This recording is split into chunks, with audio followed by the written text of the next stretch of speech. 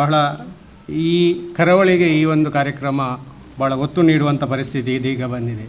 ಸುಮಾರು ಜೂನು ಮೇಯಲ್ಲೇ ನಮಗೆ ಮಳೆ ಬರಬೇಕು. ಇವತ್ತು ಮಳೆ ಇಲ್ಲ. ಎಲ್ನಿನೋ ಅಂತ ಒಂದು ವಾತಾವರಣದಲ್ಲಿ ಇವತ್ತು ಬಂದ ಕಾರಣ ಇವತ್ತು ಮಳೆಯ ಸಮಸ್ಯೆ ಇದೆ. ಮಳೆ ಇವತ್ತು ಜೂನ್ನಲ್ಲಿ ಮಳೆಯೇ ಇರಲಿಲ್ಲ. ಈಗ ನಮಗೆ ಒಂದು 15 ದಿವಸದಿಂದ ಮಳೆ ಬರ್ತದೆ.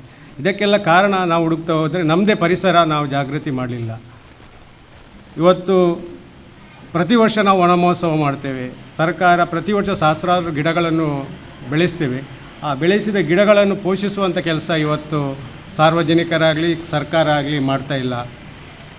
ಈ ನಿಟ್ಟಿನಲ್ಲಿ ಇವತ್ತು ಹಳೆ ವಿದ್ಯಾರ್ಥಿ ಸಂಘ ಇತರ ಸಂಘ ಸಂಸ್ಥೆಗಳು ರೋಟರಿ ಕ್ಲಬ್ ಸೇರಿಕೊಂಡು ಇಂಥ ಕಾರ್ಯಕ್ರಮಗಳನ್ನು ಮಾಡೋದು ಬಹಳ ಉತ್ತಮ. ಯಾಕೆಂದರೆ ಈ ಹಣ್ಣು ಹಂಪಲುಗಳ ಗಿಡಗಳನ್ನು ನಾವು ಪ್ರತಿ ಮನೆಯಲ್ಲಿ ನೆಟ್ಟು ಅದನ್ನು ಸಂರಕ್ಷಿಸಿದರೆ ಕೂಡ ಇದೊಂದು ಪರಿಸರ ಸಂರಕ್ಷಣೆಗೆ ಕೂಡ ಸಾಧ್ಯ ಆಗಲಿಕ್ಕೆ ಸಾಧ್ಯ. ಯಾಕೆಂದರೆ ಎಷ್ಟು ನಾವು ಮರಗಳನ್ನು ಬೆಳೆಸ್ತೇವೆ ಅದು ಮುಖ್ಯ.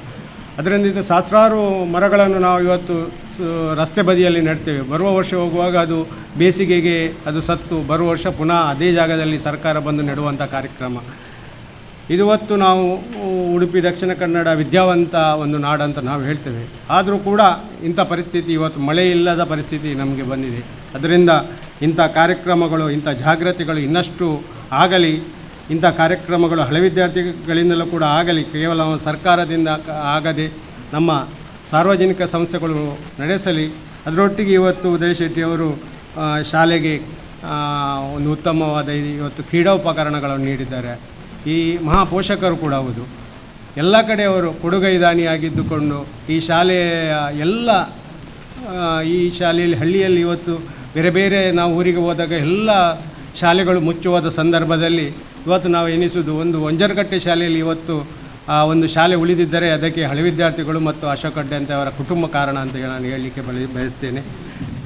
ಇನ್ನು ಮುಂದೆ ಕೂಡ ಈ ಹಳ್ಳಿಯ ಮಕ್ಕಳಿಗೆ ಕಡಿಮೆ ಒಂದು ರಿಯಾಯಿತಿ ದರದಲ್ಲಿ ಇವತ್ತು ವಿದ್ಯಾಭ್ಯಾಸ ಅಂದರೆ ಇವತ್ತು ದೊಡ್ಡ ಒಂದು LKG UKG ನಾವು 50,000 ಖರ್ಚು ಮಾಡುವಂಥ ಪರಿಸ್ಥಿತಿ ಬಂದಿದೆ. ಆದರೆ ಇಲ್ಲಿ ಕಡಿಮೆ ಒಂದು ಮೊತ್ತವನ್ನು ಪಡೆದುಕೊಂಡು ಉತ್ತಮ ಶಿಕ್ಷಣವನ್ನು ಈ ಶಾಲೆಯಲ್ಲಿ ನೀಡ್ತಿದ್ದಾರೆ. ಇದು ಮುಂದುವರಿಯಲಿ ಅಂತ ಹೇಳಿ ನನಗೆ ಒಂದು ಅವಕಾಶ ಮಾಡಿಕೊಟ್ಟಕ್ಕೆ ವಂದಿಸ್ತೇನೆ.